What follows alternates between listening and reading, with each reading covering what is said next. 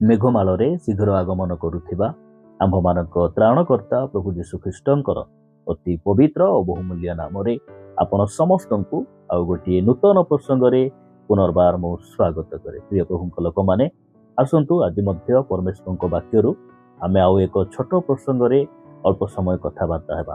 ଆମେ ସମସ୍ତେ ଜାଣୁ ଆମେ ଡିସେମ୍ବର ମାସରେ ଅଛୁ, ଖ୍ରୀଷ୍ଟମାସ ସମୟରେ ଆମେ ଅଛୁ ଏବଂ ଖ୍ରୀଷ୍ଟିଆନ ମାନଙ୍କର ପର୍ବର ମାସରେ ଆମେ ଅଛୁ। ଏହି ଦିନ ମାନଙ୍କରେ ଆମ ଖ୍ରୀଷ୍ଟିଆନ ସମାଜର ଅନେକ ଭାଇ ଭଉଣୀମାନେ ଖ୍ରୀଷ୍ଟମାସକୁ ସେଲିବ୍ରେଟ୍ କରିବା ପାଇଁ ସେମାନେ ନିଜକୁ ପ୍ରସ୍ତୁତ କରୁଛନ୍ତି, ପ୍ରାର୍ଥନା କରୁଛନ୍ତି। ଆଉ ଅନେକ ଭାଇ ଭଉଣୀମାନେ ସେହି ଖ୍ରୀଷ୍ଟମାସର ସେଲିବ୍ରେଟ୍ ନିମନ୍ତେ ଅପେକ୍ଷାରେ ଅଛନ୍ତି। ଏହିପରି ସମୟରେ ଆଉ ଏକ ଖ୍ରୀଷ୍ଟମାସ ସମ୍ବନ୍ଧୀୟ ଗୋଟିଏ ଛୋଟ ପ୍ରସଙ୍ଗ ଆପଣମାନଙ୍କ ନିକଟରେ ମୁଁ ରଖିବା ପାଇଁ ଚାହେଁ। ଆସନ୍ତୁ ପ୍ରଭୁଙ୍କ ବାକ୍ୟରୁ ଗୋଟିଏ ପଦ ପଢ଼ି ଆଜିର ପ୍ରସଙ୍ଗରେ ଆମେ ଆଗକୁ ବଢ଼ିବା। ଆପଣମାନେ ମୋ ସହିତ ଯିଶାୟ ଭବିଷ୍ୟତ ବକ୍ତାଙ୍କ ପୁସ୍ତକକୁ ଆସିବେ। ଯିଶାୟ ପୁସ୍ତକ 9 ଅଧ୍ୟାୟ 6 ପଦ ମୁଁ ଆମ ସମସ୍ତଙ୍କ ନିମନ୍ତେ ପାଠ କରିବା ପାଇଁ ଚାହେଁ। ଏହି ସ୍ଥାନରେ ଏ ପ୍ରକାର ଲେଖାଯାଏ, କାରଣ ଆମ୍ଭମାନଙ୍କ ନିମନ୍ତେ ଏକ ବାଳକ ଜନ୍ମି ଅଛନ୍ତି, ଆମ୍ଭମାନଙ୍କୁ ଏକ ପୁତ୍ର ଦତ୍ତ ହୋଇଅଛନ୍ତି ଓ ତାହାଙ୍କ ସ୍କନ୍ଧରେ କର୍ତ୍ତୃତ୍ୱ ଭାର ଥୁଆଯିବ। ପୁଣି ତାହାଙ୍କର ନାମ ଆଶ୍ଚର୍ଯ୍ୟ, ମନ୍ତ୍ରୀ, ପରାକ୍ରାନ୍ତ ପରମେଶ୍ୱର, ଅନନ୍ତକାଳୀନ ପିତା, ଶାନ୍ତି ରାଜା ହେବ। ପ୍ରିୟମାନେ, ଯିଶାୟ ଭବିଷ୍ୟତ ବକ୍ତା ତାହାଙ୍କ ପୁସ୍ତକରେ ସେହି ପ୍ରକାର କହନ୍ତି। ଆଜିର ପ୍ରସଙ୍ଗ ଥମ୍ବନେଲ୍ ମାଧ୍ୟମରେ, ଟାଇଟେଲ ମାଧ୍ୟମରେ ଆପଣମାନେ ଜାଣିପାରିଥିବେ। ଆଜି ଯେଉଁ ପ୍ରସଙ୍ଗରେ ଆମେ ପ୍ରଭୁଙ୍କ ବାକ୍ୟରୁ କଥାବାର୍ତ୍ତା ହେବା, ସେହି ପ୍ରସଙ୍ଗର ଶୀର୍ଷକ ହେଲା ଯୀଶୁଙ୍କର ନାମ କାହିଁକି ଆଶ୍ଚର୍ଯ୍ୟ ଅଟେ। ଆଜିର ପ୍ରସଙ୍ଗ ହେଲା ପ୍ରଭୁ ଯୀଶୁ ଖ୍ରୀଷ୍ଟଙ୍କର ନାମ ଅର୍ଥାତ୍ ଯୀଶୁଙ୍କର ନାମ କାହିଁକି ଆଶ୍ଚର୍ଯ୍ୟ ଅଟେ। ଏହି ପ୍ରସଙ୍ଗରେ ପ୍ରଭୁଙ୍କ ବାକ୍ୟରୁ ଅଳ୍ପ କେତେକ କଥା କହି ଆପଣମାନଙ୍କୁ ମୁଁ ଉତ୍ସାହିତ କରିବା ପାଇଁ ଚାହେଁ। ପ୍ରିୟମାନେ, ପ୍ରଭୁ ଯୀଶୁ ଖ୍ରୀଷ୍ଟଙ୍କର ଜନ୍ମର ପ୍ରାୟ 750 ବର୍ଷ ପୂର୍ବେ ଯିଶାୟ ଭବିଷ୍ୟତ ବକ୍ତା ତାହାଙ୍କ ପୁସ୍ତକରେ ସେ ପ୍ରକାର ଲେଖୁଛନ୍ତି। ଆଉ ସେ କହୁଛନ୍ତି ଯେ ଆମ୍ଭମାନଙ୍କ ନିମନ୍ତେ ଏକ ବାଳକ ଦତ୍ତ ହୋଇଅଛନ୍ତି। ଆମ୍ଭମାନଙ୍କ ନିମନ୍ତେ ଗୋଟେ କନ୍ୟା ବୋଲି ସେ କହୁନାହାନ୍ତି। ପ୍ରଭୁ ଯୀଶୁ ଖ୍ରୀଷ୍ଟଙ୍କର ଜନ୍ମର 700 ବର୍ଷ ପୂର୍ବେ ପରମେଶ୍ୱର ତାହାଙ୍କ ଆତ୍ମାଙ୍କ ଦ୍ୱାରା ତାହାଙ୍କ ବାକ୍ୟରେ ସେ ଲେଖୁଛନ୍ତି ଯେ ପୁଅ ଜନ୍ମ ହେବେ ନା ଝିଅ ଜନ୍ମ ହେବେ, ସେ ସଠିକ ଭାବରେ ସେ ଲେଖୁଛନ୍ତି। ମୁଁ ପ୍ରଭୁଙ୍କୁ ଧନ୍ୟବାଦ ଦିଏ ଯେ ପରମେଶ୍ୱରଙ୍କର ବାକ୍ୟ ଗୁଡ଼ିକ ଏତେ ସତ୍ୟ ଅଟେ, ଏତେ ସଠିକ ଅଟେ ଯେ ପ୍ରଭୁଙ୍କର ବାକ୍ୟକୁ ଛାଡ଼ିଦେଲେ ଏହି ପୃଥିବୀରେ ସତ୍ୟ କିଛି ନାହିଁ। ଆମେ ସେହି ସତ୍ୟ ପରମେଶ୍ୱର, ସେହି ସତ୍ୟ ପୁସ୍ତକ ପରମେଶ୍ୱର ଆମ ହାତରେ ଦେଇଛନ୍ତି। ମୁଁ ପ୍ରଭୁଙ୍କର ଗୌରବ କରେ। ଲେଖାଯାଏ ଯେ ଆମ୍ଭମାନଙ୍କ ପାଇଁ ଏକ ବାଳକ ଦତ୍ତ ହୋଇଅଛନ୍ତି, ଆଉ ଆମ୍ଭମାନଙ୍କ ନିମନ୍ତେ ଏକ ପୁତ୍ର ଦତ୍ତ ହୋଇଅଛନ୍ତି, ତାହାଙ୍କ ସ୍କନ୍ଧରେ କର୍ତ୍ତୃତ୍ୱ ଭାର ଥୁଆଯିବ। ପୁଣି ତାହାଙ୍କର ନାମ ଆଶ୍ଚର୍ଯ୍ୟ। ଏହା ପ୍ରଭୁ ଯୀଶୁ ଖ୍ରୀଷ୍ଟଙ୍କ ନାମ ବିଷୟରେ ଲେଖାଯାଉଛି ଯେ ପ୍ରଭୁ ଯୀଶୁ ଖ୍ରୀଷ୍ଟଙ୍କର ନାମ ଆଶ୍ଚର୍ଯ୍ୟ। କାହିଁକି ଆଶ୍ଚର୍ଯ୍ୟ? ମୁଁ ବାକ୍ୟରୁ କେତେକ କଥା ଆପଣମାନଙ୍କୁ କହି ଉତ୍ସାହିତ କରିବା ପାଇଁ ଚାହେଁ। ପ୍ରଭୁ ଯୀଶୁ ଖ୍ରୀଷ୍ଟଙ୍କର ନାମ କାହିଁକି ଆଶ୍ଚର୍ଯ୍ୟ? ଏହି ପୃଥିବୀରେ ଅନେକ ପ୍ରକାର ନାମ ଲୋକମାନଙ୍କର ରହିଛି, ଯାହାକି ଶୁଣିଲେ ଆମକୁ ଆଶ୍ଚର୍ଯ୍ୟ ଲାଗେ, କିନ୍ତୁ ସେମାନଙ୍କର କାମ ଗୁଡ଼ିକ ମଧ୍ୟ ଶୁଣିଲେ ଆମକୁ ଆହୁରି ଆଶ୍ଚର୍ଯ୍ୟ ଲାଗେ, ଦୁଃଖ ଲାଗେ ଯେ ଏହି ଭାଇଙ୍କର ନାମ ଏତେ ସୁନ୍ଦର, କିନ୍ତୁ ତାହାଙ୍କର ଜୀବନଶୈଳୀ କାହିଁକି ଏତେ ଖରାପ। ଏହି ପ୍ରକାର ଆମ ମନ ମଧ୍ୟରେ ଦୁଃଖ ମଧ୍ୟ ଲାଗେ। କିନ୍ତୁ ପ୍ରଭୁ ଯୀଶୁ ଖ୍ରୀଷ୍ଟଙ୍କର ନାମ ଯେ ଆଶ୍ଚର୍ଯ୍ୟ ଅଟେ, ଏହା ବାଇବେଲ ଆମମାନଙ୍କୁ ପ୍ରକାଶ କରେ। ପ୍ରଭୁ ଯୀଶୁ ଖ୍ରୀଷ୍ଟଙ୍କର ନାମ କାହିଁକି ଆଶ୍ଚର୍ଯ୍ୟ ଅଟେ?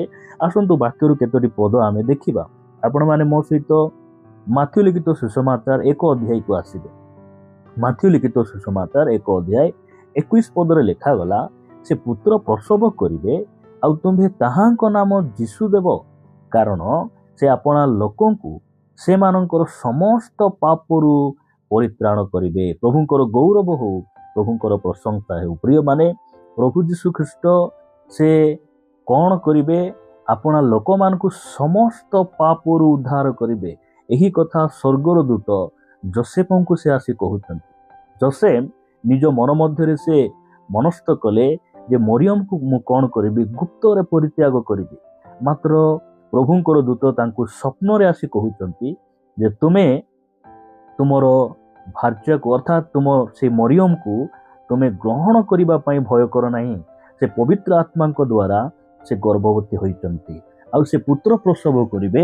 ତୁମେ ତାହାଙ୍କର ନାମ ଯୀଶୁ ଦେବ। ଏହି ଯୀଶୁ ନାମର ଅର୍ଥ ହେଲା ପରିତ୍ରାଣକର୍ତ୍ତା। ସେ ପାପରୁ ଉଦ୍ଧାର କରିବେ, ପାପରୁ ପରିତ୍ରାଣ ଦେବେ। ପ୍ରିୟମାନେ, ପାପରୁ ଉଦ୍ଧାର କରିବା ପାଇଁ ଯଦି ଏହି ପୃଥିବୀ ପୃଷ୍ଠରେ କିମ୍ବା ସ୍ୱର୍ଗରେ କୌଣସି ନାମ ଅଛି, ସେହି ନାମ ହେଲା ଯୀଶୁ ନାମ। ଯୀଶୁଙ୍କ ନାମ ବିନା ପରିତ୍ରାଣ ନାହିଁ, ଯୀଶୁଙ୍କ ନାମ ବିନା ଉଦ୍ଧାର ନାହିଁ, ଯୀଶୁଙ୍କ ନାମ ବିନା ପାପ କ୍ଷମା ନାହିଁ, ଯୀଶୁଙ୍କ ନାମ ବିନା ସ୍ୱର୍ଗ ନାହିଁ, ଯୀଶୁଙ୍କ ନାମ ବିନା ଅନନ୍ତ ଜୀବନ। ସେଥିପାଇଁ ତାହାଙ୍କ ନାମ ଆଶ୍ଚର୍ଯ୍ୟ ଅଟେ। ସେଥିପାଇଁ ପରମେଶ୍ୱର ତାହାଙ୍କ ଜନ୍ମ ପୂର୍ବରୁ କହିଲେ ଯେ ତାହାଙ୍କର ନାମ ଆଶ୍ଚର୍ଯ୍ୟ। କାହିଁକି ଆଶ୍ଚର୍ଯ୍ୟ? ସେହି ନାମରେ ହିଁ ପରିତ୍ରାଣ ଅଛି, ସେହି ନାମରେ ହିଁ ପାପ କ୍ଷମା ଅଛି। ଯଦି ଆପଣମାନେ ପଢ଼ିବେ ମୋ ସହିତ ପ୍ରେରିତ ପୁସ୍ତକ 4 ଅଧ୍ୟାୟ 12 ପଦରେ ଲେଖାଗଲା, ତାହାଙ୍କ ଛଡ଼ା ଆଉ କାହାଠାରେ ପରିତ୍ରାଣ ନାହିଁ, କାରଣ ଯାହା ଦ୍ୱାରା ଆମ୍ଭମାନଙ୍କୁ ପରିତ୍ରାଣ ପାଇବାକୁ ହେବ, ଆକାଶ ତଳେ ମନୁଷ୍ୟମାନଙ୍କ ମଧ୍ୟରେ ଆଉ କୌଣସି ନାମ ଦିଆଯାଇ ନାହିଁ। ପ୍ରଭୁଙ୍କର ସ୍ତୁତି ହେଉ। ପ୍ରିୟ ପ୍ରଭୁଙ୍କ ଲୋକମାନେ, ପରମେଶ୍ୱର ଆମମାନଙ୍କୁ ଅନୁଗ୍ରହ କରନ୍ତୁ ଯେ ପ୍ରଭୁ ଯୀଶୁ ଖ୍ରୀଷ୍ଟଙ୍କର ନାମ କାହିଁକି ଆଶ୍ଚର୍ଯ୍ୟ ଅଟେ। ତାହାଙ୍କର ନାମ ମାନବ ଜାତିର ସବୁ ପାପରୁ କ'ଣ କରେ? ଉଦ୍ଧାର କରେ। ଆଜିକୁ 2000 ବର୍ଷ ତଳେ ପ୍ରଭୁ ଯୀଶୁ ଖ୍ରୀଷ୍ଟ ଏ ପୃଥିବୀ ପୃଷ୍ଠରେ ସେ ଏଥିପାଇଁ ଆସିଲେ, ସେ ଯେପରି ମାନବ ଜାତିକୁ ପାପରୁ ଉଦ୍ଧାର କରିବେ, ପାପ କ୍ଷମା ଦେବେ, ପାପରୁ ପରିତ୍ରାଣ ଦେବେ ଆଉ ତାହାଙ୍କର ସେଇ ଅନନ୍ତ ଜୀବନ ଦେଇ ଧରି ରଖିବେ। ଏଥିପାଇଁ ସେ ପୃଥିବୀ ପୃଷ୍ଠକୁ ଆସିଲେ। ପ୍ରଭୁ ଆମ ସମସ୍ତଙ୍କୁ ଅନୁଗ୍ରହ ପ୍ରଦାନ କରନ୍ତୁ। ପ୍ରିୟ ପ୍ରଭୁଙ୍କ ଲୋକମାନେ, ଆଜି ପାପ କ୍ଷମା ପାଇବା ପାଇଁ, ଆଜି ମନୁଷ୍ୟ ଉଦ୍ଧାର ପାଇବା ପାଇଁ ବିଭିନ୍ନ ପ୍ରକାର ଧର୍ମ କର୍ମ ଗୁଡ଼ିକ, ରୀତିନୀତି ଗୁଡ଼ିକ ଆଜି ମନୁଷ୍ୟମାନେ କରୁଛନ୍ତି, ଯେପରି ସେମାନଙ୍କର ମୋକ୍ଷ ହେବ, ଯେପରି ସେମାନଙ୍କର ମୁକ୍ତି ହେବ, ପରିତ୍ରାଣ ହେବ। କିନ୍ତୁ ଆପଣ ଯଦି ଆଉ ଗୋଟେ ପଦ ପଢ଼ିବେ, ମୁଁ ଆପଣମାନଙ୍କ ନିମନ୍ତେ ପଢ଼ିବା ପାଇଁ ଚାହେଁ। ଜିରିମିୟ 2 ଅଧ୍ୟାୟ 22 ପଦରେ ଲେଖାଯାଉଛି, ପ୍ରଭୁ ସଦାପ୍ରଭୁ କହନ୍ତି, ଯଦ୍ୟପି ତୁମ୍ଭେ ଆପଣାକୁ ସଡ଼ାରେ ଧୌତ କର ଓ ବହୁତ ସାବୁନ ଲଗାଅ, ତଥାପି ଆମ୍ଭ ଦୃଷ୍ଟିରେ ତୁମ୍ଭ ଅଧର୍ମ ଚିହ୍ନିତ ହୋଇ ରହିବ। ପ୍ରିୟମାନେ, ପ୍ରଭୁଙ୍କର ଗୌରବ ହଉ। ଆଜି ମନୁଷ୍ୟମାନେ କିଏ ତ ଦାନ ଦେଉଛି, କିଏ ତ ଧର୍ମକର୍ମ କରୁଛି, କିଏ ତ ଖାଲି ପାଦରେ ଚାଲୁଛି, କିଏ ତ ମସ୍ତକ ମୁଣ୍ଡନ କରୁଛି, କିଏ ବିଭିନ୍ନ ପ୍ରକାର ପଦ ପଦବୀ ଗୁଡ଼ିକ ସେମାନେ କରୁଛନ୍ତି ଯେପରି ସେମାନଙ୍କର ପାପ କ୍ଷମା ହେବ। କିଏ ତ ପାଣିରେ ବୁଡ଼ୁଛି, କିଏ ତ ସ୍ତ୍ରୀର ମୁଖ ଚାହୁଁନାହିଁ, କିଏ ତ ଜଙ୍ଗଲରେ ରହୁଛି। ବିଭିନ୍ନ ପ୍ରକାର ଧର୍ମକର୍ମ ଗୁଡ଼ିକ ଆଜି ମନୁଷ୍ୟ କରୁଛି। କିନ୍ତୁ ପ୍ରଭୁ କହୁଛନ୍ତି, ତୁମେ ଯାହା କରୁଛ କର, ତୁମେ ସଡ଼ାରେ ଧୌତ କର, ତୁମେ ସାବୁନ ଲଗାଅ, ପାଣିରେ ବୁଡ଼, ଯାହା ବି କର, ତୁମର ଅଧର୍ମ ଆମ ଦୃଷ୍ଟିରେ ଚିହ୍ନିତ ହୋଇ ରହିବ। କାହିଁକି ଏହି କଥା ପ୍ରଭୁ କହୁଛନ୍ତି? ଯଦି ଆମେ ଯେତେ ସଡ଼ାରେ ଧୋଉ, ପାଣିରେ ଆମେ ବୁଡ଼ୁ, ପାପ କେବେ ମଧ୍ୟ ପରିଷ୍କାର ହୁଏ ନାହିଁ। କାରଣ ପାପ ଆମ ଶରୀରରେ ଲାଗିନାହିଁ। ମନୁଷ୍ୟର ପାପ ମନୁଷ୍ୟର ଶରୀରରେ ଲାଗିନାହିଁ, ତାହାର ପାପ ଆତ୍ମା ଆଉ ପ୍ରାଣରେ କ'ଣ ହେଇଛି? ଲାଗିଛି। ସେଥିପାଇଁ ଏଇଟାକୁ ଆମେ କେମିତି ପରିଷ୍କାର କରିବା? କେମିତି ପରିଷ୍କାର ହେବ? କିଏ ପରିତ୍ରାଣ ଦେବ? କିଏ ଉଦ୍ଧାର କରିବ? ପ୍ରିୟମାନେ, ଯଦି ଆପଣମାନେ ପ୍ରଥମ ଯୋହନଙ୍କ ପତ୍ର 1 ଅଧ୍ୟାୟ 7 ପଦ ପଢ଼ିବେ, କିନ୍ତୁ ସେ ଯେପରି ଜ୍ୟୋତିର୍ନିବାସୀ, ଆମ୍ଭେମାନେ ଯଦି ସେହିପରି ଜ୍ୟୋତିରେ ଆଚରଣ କରୁ, ତେବେ ଆମ୍ଭମାନଙ୍କର ପରସ୍ପର ସହଭାଗିତା ଅଛି। ପୁଣି ତାହାଙ୍କ ପୁତ୍ର ଯୀଶୁଙ୍କ ରକ୍ତ ସମସ୍ତ ପାପରୁ ଆମ୍ଭମାନଙ୍କୁ ପରିଷ୍କାର କରେ। ପ୍ରଭୁଙ୍କର ଗୌରବ ହଉ। ପ୍ରଭୁ ଯୀଶୁ ଖ୍ରୀଷ୍ଟଙ୍କର ରକ୍ତ ହିଁ ମନୁଷ୍ୟର ପାପକୁ ଧୋଇ ଦିଏ, ପରିଷ୍କାର କରେ।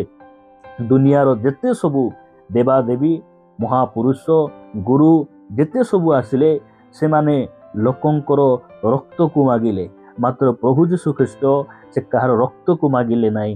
ସେ ନିଜର ରକ୍ତକୁ ଝରାଇ ମାନବ ଜାତିର ପରିତ୍ରାଣକୁ ସେ ସାଧନ କଲେ, ସେହି ପରିତ୍ରାଣର କାର୍ଯ୍ୟକୁ ସେ ସମାପ୍ତ କଲେ। ପ୍ରିୟମାନେ, ପ୍ରଭୁଙ୍କର ଗୌରବ ହଉ। ପ୍ରଭୁ ଯୀଶୁ ଖ୍ରୀଷ୍ଟଙ୍କର ନାମ ଏଥିପାଇଁ ଆଶ୍ଚର୍ଯ୍ୟ ଅଟେ, ତାହାଙ୍କ ନାମରେ ପରିତ୍ରାଣ ରହିଛି, ତାହାଙ୍କ ନାମରେ ପାପ କ୍ଷମା ରହିଛି, ତାହାଙ୍କ ନାମରେ ସ୍ୱର୍ଗର କବାଟ ଖୋଲା ରହିଛି, ତାହାଙ୍କ ନାମରେ ସୁସ୍ଥତା ରହିଛି, ଆଉ ତାହାଙ୍କ ନାମରେ ଭୂତମାନେ ତରହର ହୁଅନ୍ତି। ପ୍ରଭୁଙ୍କର ଗୌରବ ହଉ। ପ୍ରିୟମାନେ, ପ୍ରଭୁ ଯୀଶୁ ଖ୍ରୀଷ୍ଟଙ୍କର ନାମ କାହିଁକି ଆଶ୍ଚର୍ଯ୍ୟ ଅଟେ। ପରମେଶ୍ୱର ତାହାଙ୍କ ବାକ୍ୟ ଦ୍ୱାରା ସେ ଆମମାନଙ୍କୁ ବୁଝାଇଛନ୍ତି। ଆସନ୍ତୁ ପ୍ରଭୁଙ୍କୁ ପଦେ ଧନ୍ୟବାଦ ଦେବା। ପ୍ରେମିକ ସ୍ୱର୍ଗୀୟ ପିତା, ଆମେ ତୁମକୁ ଧନ୍ୟବାଦ ଦେଉଛୁ। ତୁମ ପୁତ୍ରଙ୍କର ନାମ କାହିଁକି ଆଶ୍ଚର୍ଯ୍ୟ ଅଟେ, ଆଜି ତୁମ ବାକ୍ୟ ଦ୍ୱାରା ଆମମାନଙ୍କୁ ପ୍ରାଞ୍ଜଳ ଭାବରେ କହିଛ। ପିତା, ଆମେ ତୁମକୁ ହୃଦୟ ସହିତ ଧନ୍ୟବାଦ ଦେଉଛୁ। ବାପା, ସେହି ନାମ ତୁମେ ଆମକୁ ଜାଣିବା ପାଇଁ ଦେଲ। ସେହି ନାମରେ ବିଶ୍ୱାସ କରି ପ୍ରଭୁ ଉଦ୍ଧାର ପାଇବା ପାଇଁ, ପରିତ୍ରାଣ ପାଇବା ପାଇଁ ତୁମେ ଆମମାନଙ୍କୁ ପ୍ରଭୁ ଅନୁଗ୍ରହ ପ୍ରଦାନ କରିଛ। ସେଥିପାଇଁ ଧନ୍ୟବାଦ ଦେଉଛୁ। ପିତା, ଆଜି ଯାଏଁ ଯେଉଁ ଭାଇ ଭଉଣୀମାନେ ତୁମର ନାମକୁ ବୁଝି ନାହାନ୍ତି, ତୁମ ନାମ ଉପରେ ବିଶ୍ୱାସ କରିନାହାନ୍ତି, ସେମାନଙ୍କୁ ମଧ୍ୟ ତୁମେ ଅନୁଗ୍ରହ ପ୍ରଦାନ କର। ରାଜା, ସେମାନେ ଯେପରି ବିଶ୍ୱାସ କରି ପରିତ୍ରାଣ ପାଇବେ, ଉଦ୍ଧାର ପାଇବେ, ରାଜା ତୁମ ରାଜ୍ୟ ନିମନ୍ତେ ସେମାନେ ପ୍ରସ୍ତୁତ ହେବେ, ଦୟାକର। ପ୍ରାର୍ଥନା ପ୍ରିୟ ପ୍ରଭୁ ଯୀଶୁଙ୍କ ନାମ